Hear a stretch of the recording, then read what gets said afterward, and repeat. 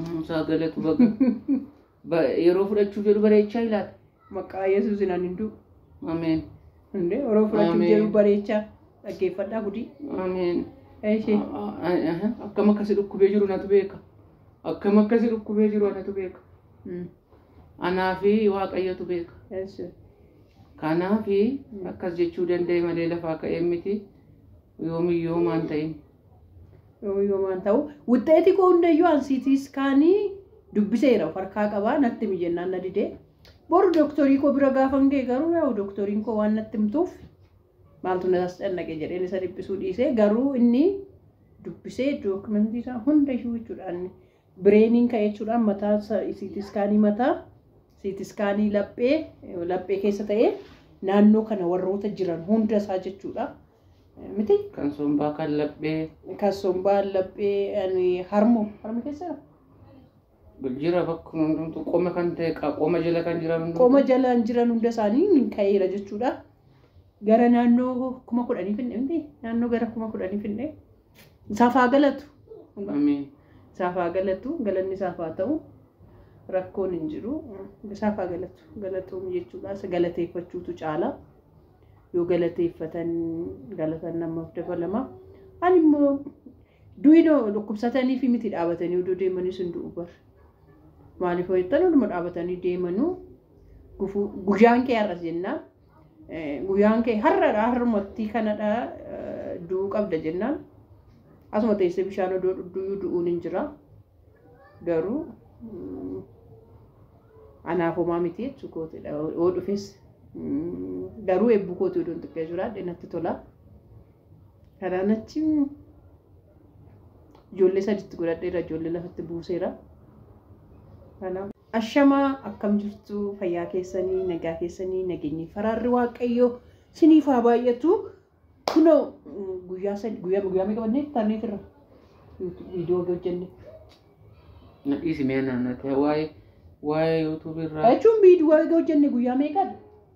Guyyaa sadii ana baay'ee ani dooktor naaf yaadi cidasaa suurenni asumaan iyyuu dooktor naaf yaadi baga gammaddee baga gara keenyatti makamte baga Waaqayyo si gargaare Waaqayyo na galatu Waaqayyo siif eebbisu Waaqayyo isinaa hin eebbisu sinaa eebbisu horaa bulaa siniin jenna barfannee dhufnus jechuudha barfannee dhufnus gammachuun yaa'u guyyaan qabu mitiire guyyaa adda addaa gammachuu fi ibsachuun hin danda'ama.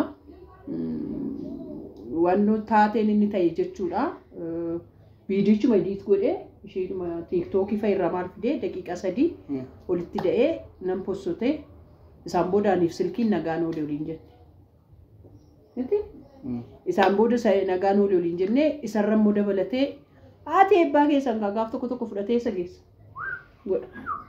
Gaaf tokko fudhatee maal godha? Akkas ishii godha. Kanaaf jechuudha gaaf tokko nagaan qaba. Amma namni hundumtuu kanan beekani baal maal jechuu akka ta'e amma ibsiifiiti. Ishii abbaan yaada koomentii jalatti naa barreessaa warri gaaf tokko fudhatee godhaa kanaa hin beeknu jedhan isiif ibsanii warri immoo beennaa dhiisaa hin dadhabinaa jedhan immoo dhiisanii gaaf tokko fudhatee hospitaala galchaa jechuudha. Ati dinaadhaan dubbattaa tokko takka mallattoodhaan ibsatta takka immoo gabaajeedhaan dubbatta fakkaata. Yaa jechuun ijoolleen bashannanuu qaanamma maattana mana seetee mana madaamii keessaan dhiphataa oolan jiru akkasumas immoo lafa hojiitiin karaa adda addaatiin warroonni namoonni dhiphataa oolan waan jiraniif mana koo dhufanii viidiyoo laalan bashannanuu qabu jedhee waan ani itti amanuuf isa garaa keessaa garaa makootti qabadhee kolfanii dhumaanoon inni haasa hundumtuu akka isaan kofalchisuun barbaadu. Ijoollee maadaam akka durii miti waan saamma maaliif akka hammaatti jarri waan ishee nammaatti. Jireenya hammaati jireenyi ijoolleen maadaamii bireerani kunoo rahumaa duwwaatu rafee ulaachaa halkan akka jiranitti taa'aa oolu. Maadaamii maaliif haasa'e jireenyis waan dabeef. Maal jireenyachi maal ta'e badee boba'aatu mi'aayu. Isaan koomantii nuuf haa godhan bakka ijoolleen mana maadaamii jirtanii maaliif maadaamii ittuma dabuuf ittuma hammaachuudhaaf malee attamitti maal isaanitti maaltu ta'e sila boba'aan isaanii guyyaa guyyaatti dabalaafii jira. Isaaniif doolaariin baay'ataa jira. Maal ta'u isaan akkasumatti ijoolluma keenyatti hammaachuu barbaadaniiti malee. Yaa wanni golli nama amma maayidha seete abbaa. Kun amma eda sa'aadaa wajjin fakkeenyaaf sa'aatii 11 walakkaatti rafu. Maal hojjettu? YouTube sirreessuuf. Isheen yaa hojii maaf turte ani immoo yaadumaan ture anis. Yaa kana garuu jechuudha waa'ee YouTube sirreessaa kanarratti ani garuu keessa koo baay'ee qirna jiraa jira. Amma isa mata duree jechuun kun mata duree biraa ta'u maaliif seeti jechuun odoo keessi koo jiru odoo dubbatiin on darbee lakki kophaattis miti asumatti dubbatanii bira darbuun baay'ee gaariidha. Namoota faana dadhabanii namoota faana waan tokko yaalanii fi bakka tokkotti isteekiin tokko waan tokko gaa uumamte dadhabina namaa gaafa namaan jedhan dhugaa baay'ee nama dabbara. Galatoomi namaan jechuun waan tokkodha. Garuu dadhabina namatu akkas na godhe jechuurra of ilaalanii dadhabina ofirratti odoo haasa'anii baay'ee bareedaadha. Namni tokko kana naa godhi siin jedhee odumaatti gargaaraa jirtu odoo ati itti maa jirtu odoo ati waan tokko akkasittiin godhi jedhaanii jirtu dadhabina isaa dadhabina namaarratti hoggaa fidu ani odoo yuutuubii namaaf sirreessuu dhiiseyyuu baay'ee natti tola.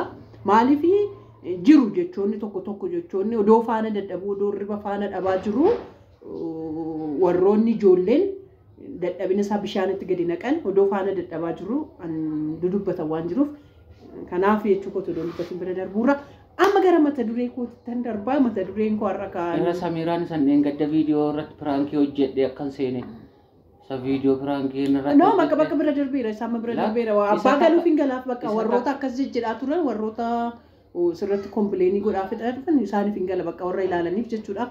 Amma sarara dabarree gara mata duree keenyatti dabarra. Yoo nama fudhachuu ka'e maal ta'e?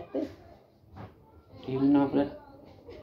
Yaa inni nama fudhachuu ka'e. Mushurraam. Lakki aboo waan baay'ee haasofne as keessatti. Maaltu nama fudhatare? Maallaan jedhe seetan duratti maal dubbattee itti bara? Sitti fureeraa dhugaa kanaan jettu dhukkubni keenya. Amma akkamitti wayyaa'eera? Nagaa kootidha. Yoo si fudhachuudhaa ka'u nama fudhachuudhaa ka'u nama bareessaa naan jedhe.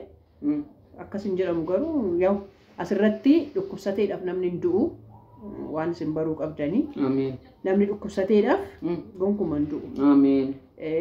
Yoo Waaqayyo immoo jedhee guyyaa Waaqayyo namaaf jedhee guyyaa Waaqayyotti namaaf barreessee daqiiqaadhaaf iyyuu sakandiidhaaf iyyuu namaaf barreesseera taanaan boo'aniidhaaf lafa dhaaniidhaaf maal jedhaniidhaaf duutittiin namarra hin dabartu jechuudha. Yeroodhuma isaanii waan ta'eef jechuudha. Abbaan eebbuu si fudhachuuf ka'ee jennaan akkas ababaa si fakkeesse si bareessee naan jedhe. Dhukkuba muka immoo yaa waa'ee siitii iskaanii ka'uu maal ka'uu siitii iskaanii kana gawannoo jejjenneerra isarratti ka'ee jechuudha. Isa dubbisee bira gaheera wuxxeetiin bira gaheera dubbifameera ani borbariin hakimii koo bira dhaqeetoo baraa. Inni garuu natti muudidee asuma gadee qaraqqaramee taa'a yeroo tokko nan kolfa jedhee kolfuu dadhaba. Yookiis haadha ibbaa saakiloojiidhaan hamma tokko miidheera. Akka abbaan miidhamne abboo. Naa gala jechuun nama fakkeenyaaf yoo waan gaariis ta'e waan gadhees ta'e amiin jedhanii fudhachuudha. Waan ta'uu ta'es waan qorichaan fayyuu qabu ta'e qorichaan fayyuudha. Waan qorichaan fayyuu hin taane yoo ta'e immoo tikkeetti kutuummaan rakkoo qaban. Eebbuudhaaf xiqqoo ishee hin jiraadhe jedheen malee hanuma waggaa. Asumaan immoo happy birthday naan jedha ijoollee waggaa 39 ta'uu kan boru waggaa 39 gaffaa koo kabaja. Na dhukkubaanan kabajadhe garuu boru mana hakimiittan dabarsaa mana hakimiin oola. Nama naarsu waggaa 39 gaffaa koo gar amma har'aatti ani gammachuudhumaan nan darbersee waggaa 39 gaffaa koorrattan jedhe malee jechuudha. Abshir waggaa 40 koo garuu sirrittan kabajadha jechuudha. Kanaaf boru happy birthday. Maaliif laa garuu? Akkam? Kan waggaa 39 irratti akka itti kabajje. Amma yoonatti gammachuun kabajje. Anuun beeku jechuun barana maal fakkaata hin beeku jechuun barana baay'ee na dhukkubaayira. Waggaa 13 godhatanii? Waggaa 13 godhatan. Umurii waggaa 13 ta'anii jiranii. Himmeefaan. Waggaa 13 si'a 3 yeroo baay'eeftu meeqa? 39 jechuudha. 39.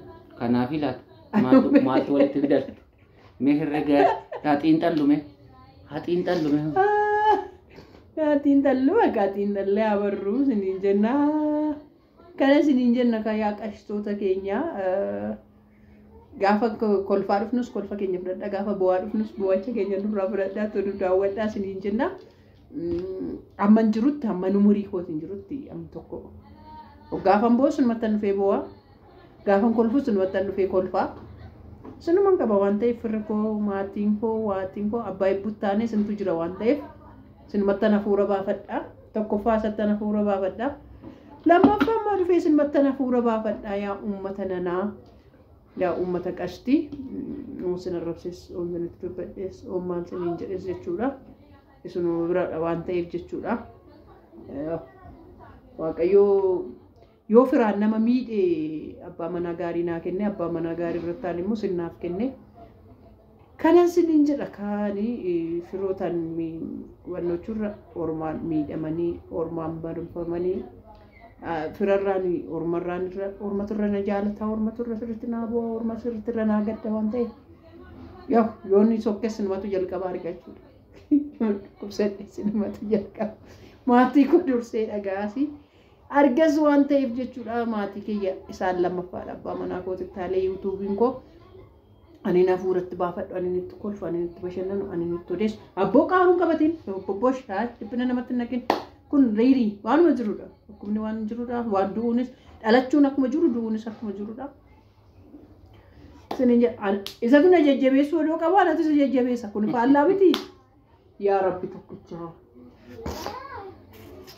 yaa rabbi tokkicha kun maalidha majaalaa bakka nagaan nuuf oola nagaaf nuuf bulaa nagaaf nuuf tura koomantii keessan nuuf godhaa sin jaalannaa sinin jenna baay'ee.